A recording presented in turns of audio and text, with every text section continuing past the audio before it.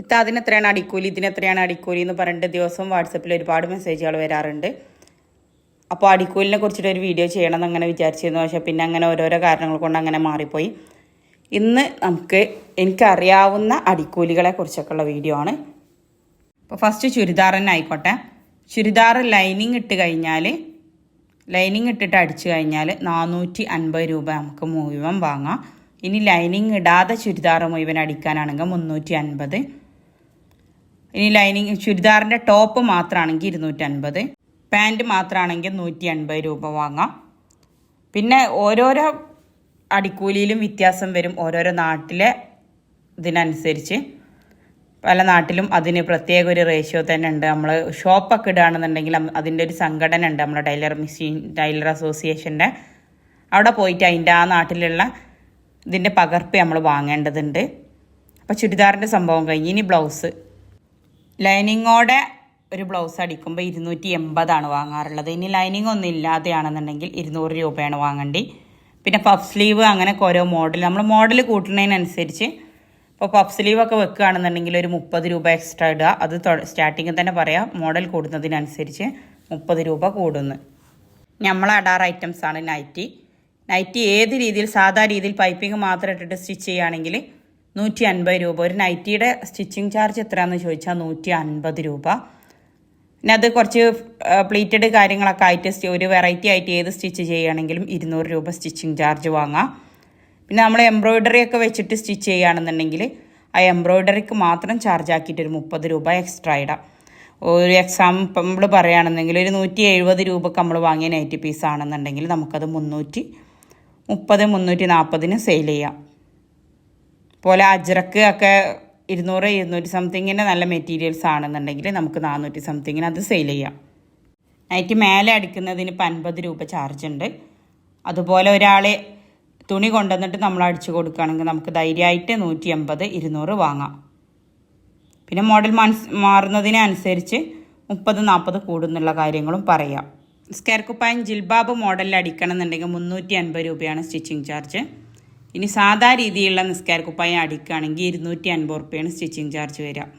മൊക്കനെ മാത്രം ആരെങ്കിലും അടിക്കാൻ കൊണ്ടുവരികയാണെങ്കിൽ ധൈര്യമായിട്ട് നിങ്ങൾക്ക് 80 രൂപ വാങ്ങാം. പിന്നെ ആരെങ്കിലും തുണി കൊണ്ടുവന്നിട്ട് നിങ്ങൾക്ക് സ്റ്റിച്ച് ചെയ്യാൻ തരികയാണെങ്കിൽ 250. അതല്ലെങ്കിൽ നമുക്ക് അടിച്ചിട്ട് നമ്മൾ തന്നെ തുണിയൊക്കെ എടുത്തിട്ട് കൊടുക്കുകയാണെന്നുണ്ടെങ്കിൽ 580, 620 ആ റേഞ്ചിൽ വാങ്ങാം. ഡബിൾ സ്റ്റിച്ചൊക്കെ ചെയ്ത് കൊടുക്കുമ്പോൾ അതിനനുസരിച്ചുള്ള പാകത്തിന് അടിച്ചു കൊടുക്കുമ്പോൾ ആ റേഞ്ചിൽ റേറ്റ് വാങ്ങാം. പട്ടുപാവാട സ്റ്റിച്ച് ചെയ്യാൻ കൊണ്ടുവരികയാണെങ്കിൽ നമുക്ക് 200 രൂപ വാങ്ങാം. 100 രൂപ കുപ്പായത്തിനും 100 രൂപ മിടിക്കും ആയിട്ട് ഓരോന്നായിട്ട് കൊണ്ടുവരികയാണെങ്കിൽ 100 രൂപ വാങ്ങാം. പിന്നെ പഫ് അങ്ങനെയൊക്കെ മോഡൽ മാറുന്നതിനനുസരിച്ച് 20, 30 കൂട്ടാം. ഇനി ചുരി പാൻറ്റ്, പ്ലാസോ പാൻറ്റ് അതുപോലുള്ള മോഡൽസുകളൊക്കെ ആയിട്ട് ഓരോന്നിനും മോഡൽ മാറുന്നതിനനുസരിച്ച് 30. അത് സ്റ്റിച്ച് ചെയ്യാൻ അവർ കൊണ്ടുവരുമ്പോൾ തന്നെ പറയാം, മോഡൽ മാറുന്നതിനനുസരിച്ചും ഒരു 30 രൂപ എക്സ്ട്രാ ആയിട്ട് വരും. സാധാ മോഡലിലാണെങ്കിലുള്ള റേറ്റ് ആണിത് എന്നുള്ളത് സ്റ്റിച്ച് ചെയ്യാൻ കൊണ്ടുവരുമ്പോൾ തന്നെ അവരെ പറഞ്ഞ് മനസ്സിലാക്കുക. നെറ്റ് യൂസ് ചെയ്തിട്ടൊക്കെ ഉള്ള ഫ്രോക്ക് ആകുമ്പോൾ 300 മുതലാണ് സ്റ്റിച്ചിങ് ചാർജ് വരിക. സാധാ കോട്ടൺ മെറ്റീരിയൽ വെച്ചിട്ടാണെങ്കിൽ 250 രൂപ കൊടുക്കുക. ഇനി ബ്രൈഡൽ കളക്ഷൻസിൻ്റെ ഒക്കെ അതുപോലെ ലെഹങ്ക അങ്ങനെയുള്ളതൊക്കെ അടിച്ചു കൊടുക്കുകയാണെങ്കിൽ 700 മുതലാണ് സ്റ്റിച്ചിങ് ചാർജ് അതിന് സ്റ്റാർട്ട് ചെയ്യേണ്ടത്. കാരണം വർക്ക് കാര്യങ്ങളൊക്കെ കൂടുതലുള്ളതുകൊണ്ട് നന്നായിട്ട് ശ്രദ്ധിച്ചും കാര്യമൊക്കെ ചെയ്യേണ്ടതായതുകൊണ്ട്. ഈ നമ്മുടെ ബ്ലൗസിൻ്റെ കാര്യത്തിലായാലും ബ്രൈഡൽ ആകുമ്പോൾ കുറച്ച് കൂടും. നൈറ്റി പോലെ ഒരു ഡെയിലി യൂസിങ് ആണ് നമ്മൾ അണ്ടർ സ്കേർട്ട്. ഇത് ഒന്നായിട്ട് റോളായിട്ട് എടുത്തിട്ട് അത് സ്റ്റിച്ച് ചെയ്ത് കൊടുക്കുന്ന ഒത്തിരി പേരുണ്ട്. അപ്പോൾ അത് തുണി എടുത്തിട്ട് നമ്മൾ സ്റ്റിച്ച് ചെയ്ത് കൊടുക്കുമ്പോൾ മിനിമം അതിന് 80 രൂപയാണ് ചാർജ് എടുക്കുക. ചിലർ അതിനറ്റത്ത് ലേസ് വർക്കൊക്കെ വെക്കാൻ പറയും. അങ്ങനെയുള്ളതിനനുസരിച്ച് ചാർജ് മാറും. 80 രൂപയാണ് അതിന് ചാർജ് കൊടുക്കാറുള്ളത്. കട്ട് ചെയ്ത് തന്ന ബെഡ്ഷീറ്റിന് നമ്മൾ അലാസ്റ്റിക് ഇട്ട് കൊടുക്കുകയാണെങ്കിൽ 35 രൂപയാണ് വാങ്ങുക. ഇനി ബെഡ്ഷീറ്റ് റോൾ എടുത്തിട്ട് ബെഡ്ഷീറ്റും തൽക്കണി കവറിനും കട്ട് ചെയ്ത് കൊടുക്കുന്ന മാത്രം പണിയാണെന്നുണ്ടെങ്കിൽ 15 രൂപയാണ് കിട്ടുക. ഇനി ബെഡ്ഷീറ്റ് കട്ട് ചെയ്യും വേണം 4 ഭാഗം അടിച്ചിട്ട് അതുപോലെ പില്ലോ കവറൊക്കെ അടിച്ച് കൊടുക്കുകയെന്നുണ്ടെങ്കിൽ 50 രൂപയാണ് വാങ്ങുക. നൈറ്റി അതുപോലെ തന്നെ കട്ട് ചെയ്തിട്ട് ഷിബ് നൂല് എല്ലാം അവർ കൊണ്ട് തന്നിട്ട് നമ്മൾ സ്റ്റിച്ച് ചെയ്ത് കൊടുക്കുകയാണെന്നുണ്ടെങ്കിൽ 20 രൂപയാണ് വാങ്ങുക. 20 രൂപയിൽ കൂടുതൽ ആ കടക്കാർക്കും മുതലാവില്ല, നമുക്കും മുതലാവില്ല. ഒന്നും സ്റ്റിച്ച് ചെയ്തിട്ട് ആരും വാങ്ങുന്നൊന്നും ഇല്ല എന്നുള്ളവർ മാത്രം ഈ ഒരു പരിപാടിക്ക് നിന്നാൽ മതി. ഒരു 10 നൈറ്റി അടിച്ചാൽ ഒരു ദിവസം 200 രൂപ കിട്ടുമല്ലോ എന്നുള്ള ലെവലിൽ. പക്ഷേ അത്യാവശ്യം നമുക്ക് അയൽവാസികളും ഫാമിലീസും നൈറ്റി ഇങ്ങനെ സ്റ്റിച്ച് ചെയ്ത് കൊടുക്കുന്ന പോലെ തന്നെ കടകളിലേക്ക് നമുക്ക് 3 പീസ് അങ്ങനെ സ്റ്റിച്ച് ചെയ്ത് കൊടുക്കാൻ കിട്ടുന്നുണ്ട്. അങ്ങനെ 3 പീസിൻ്റെ മെറ്റീരിയൽസ്, നൂല്, കാര്യങ്ങളൊക്കെ അവർ തന്നിട്ട് നമ്മൾ സ്റ്റിച്ച് ചെയ്ത് കൊടുക്കും. 50 രൂപയാണ് കിട്ടുക ഒരു 3 പീസ് സ്റ്റിച്ച് ചെയ്യാൻ.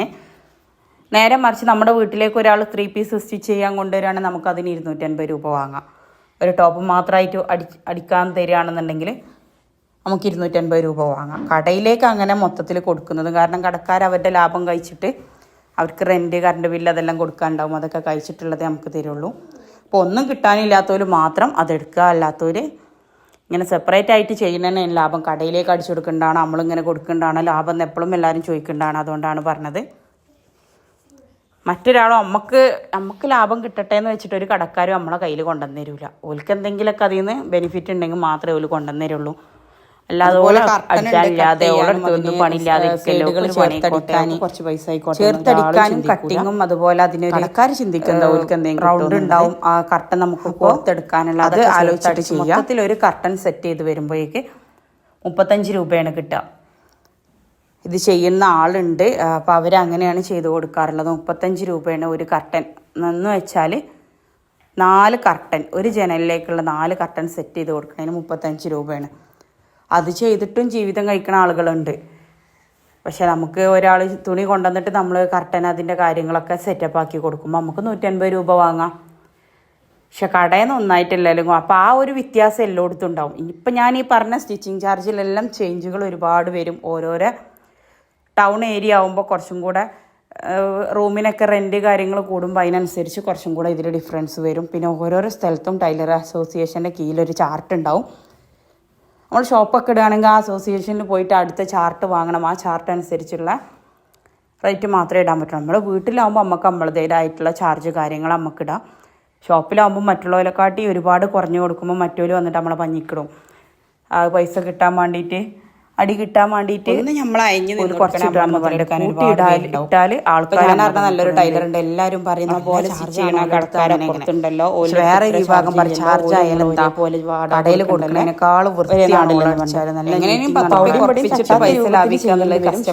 ചാർജ് കൊടുത്താലും നമ്മൾ വെറുതെ കളയണം. നമ്മളെ രണ്ടും പറയേണ്ട ഒരാളെ കുറിച്ചാണ്. നമ്മളാണ് അവിടുത്തെ കാര്യം ഉണ്ടാക്കുക ചെയ്യുമ്പോൾ നമ്മളെ വേറെ ആരുമില്ല. ഇനി അഥവാ ആരെങ്കിലും വന്നിട്ട് എന്തൊരു ചാർജാണ് എൻ്റെ അടുത്ത്, മറ്റടുത്ത് എത്ര കുറവില്ലുള്ളൂ പറഞ്ഞാലും ഞങ്ങൾ ഓലെടുത്ത് പോയി അടിച്ചോളി, എനിക്ക് ഇങ്ങനെയാണെങ്കിലും മുതലാവുള്ളൂ, എനിക്ക് വെറുതെ ഇരുന്നിട്ട് ഓസിന് അടിച്ചു കൊടുക്കാൻ പറ്റൂല എന്ന് നമുക്ക് മുഖത്തോക്കി പറയണവർക്ക്. അല്ലാത്തവർക്ക് ഇതൊക്കെ സഹിച്ച് ഇങ്ങനെ ഓല് കുറച്ച് തരുള്ള തരണ വാങ്ങി അങ്ങനെ ഇരുന്ന് എന്നും പൊട്ടത്തിയാളായിട്ട് കഴിയാം. തോർത്തുമുണ്ടിൻ്റെയും അതുപോലെ ലുങ്കിൻ്റെയും കര മടക്കി അടിച്ചിട്ട് ദിവസം 4 തോർത്തുമുണ്ടിൻ്റെ കര അടിച്ചാൽ 10 രൂപ കിട്ടിയിട്ട് അത് ചെയ്തു പോകുന്ന ഒരു ഫ്രണ്ട് ഉണ്ട് എനിക്ക്. അത് ഓൾക്ക് ബാക്കി കാര്യമായിട്ടൊന്നും സ്റ്റിച്ച് ചെയ്യാൻ അറിയില്ല. വെറും ഇങ്ങനെ മെഷീനിട്ട് ഇങ്ങനെ ഓടിക്കാൻ മാത്രമേ അറിയുള്ളൂ. പരിശ്രമിക്കണില്ല എന്നർത്ഥം. പേടിയാണ് ബാക്കിയുള്ള കാര്യങ്ങൾക്കൊക്കെ തൊട്ടാൻ. അപ്പോൾ ഇതൊരു ആൾ പറഞ്ഞു കൊടുത്താണ് ഇതങ്ങനെ ചെയ്തു പോകുന്ന ഒരാളുണ്ട്. അപ്പോൾ ഇരുന്ന് വൈകുന്നേരം അവളിങ്ങനെ ചിലപ്പോൾ ഓൾ പറയാറുണ്ട് 50-60 അടിക്കും. എന്നാലും എന്തെങ്കിലുമൊക്കെ പൈസ കിട്ടുമല്ലോ, വെറുതെ ഇരിക്കണ ടൈമല്ലേ. ചില ദിവസങ്ങളിലൊക്കെ മൂടുണ്ടാവില്ല, അന്നത്തെ ദിവസം ഓൾ ചെയ്യൂല, പിറ്റേ ദിവസം ചെയ്യും. ചെയ്യണതിനനുസരിച്ചുള്ളത് കിട്ടും. അപ്പോൾ അതും ഒരു ജോലിയാണ്. വലുത ഓർഡർ കാര്യങ്ങളൊക്കെ ഏറ്റെടുക്കണം, അതും ഒരു ജോലിയാണ്. അതുപോലെ ഡ്രസ് കോഡ് അടിച്ചു കൊടുക്കണതിന്, ഫ്രോക്ക് അടിച്ചു കൊടുക്കുന്നുണ്ട്. വീട്ടിലിരുന്ന് വരുമാനം നേടാമെന്ന് പറഞ്ഞിട്ട് ഓൺലൈനിൽ വരുന്ന പരസ്യങ്ങളൊക്കെ കണ്ടിട്ട് വേണ്ടാത്തതിലൊക്കെ ചെന്ന് തല വെച്ച് കൊടുത്തിട്ട് പൈസയും കാര്യങ്ങളൊക്കെ നഷ്ടപ്പെടുത്തുന്നതിനേക്കാളൊക്കെ നല്ലത് ഇങ്ങനെ എന്തെങ്കിലുമൊക്കെ ചെയ്യേണ്ടതാണ്. സ്റ്റിച്ചിങ് മാത്രം നല്ല എന്തും ആലോചിച്ചിട്ട് അന്വേഷിച്ചിട്ട് ചെയ്യുക. ഇഷ്ടപ്പെട്ട ലൈക്ക് ചെയ്യണം. കൂടെ നിങ്ങൾ സബ്സ്ക്രൈബ് ചെയ്യാതെയാണ് നമ്മുടെ വീഡിയോസ് കണ്ടുകൊണ്ടിരിക്കണതെങ്കിൽ അതും കൂടെ ഒന്ന് ചെയ്തിട്ടേക്കാം. തൊട്ടടുത്ത ബെൽ ബട്ടൺ കൂടി പ്രസ് ചെയ്താൽ നമ്മളിടുന്ന എല്ലാ വീഡിയോസും നിങ്ങൾക്ക് നോട്ടിഫിക്കേഷനായിട്ട് കിട്ടും. അപ്പോൾ ഈ വീഡിയോ യൂസ്ഫുൾ ആയെങ്കിൽ അത് പറയണേ.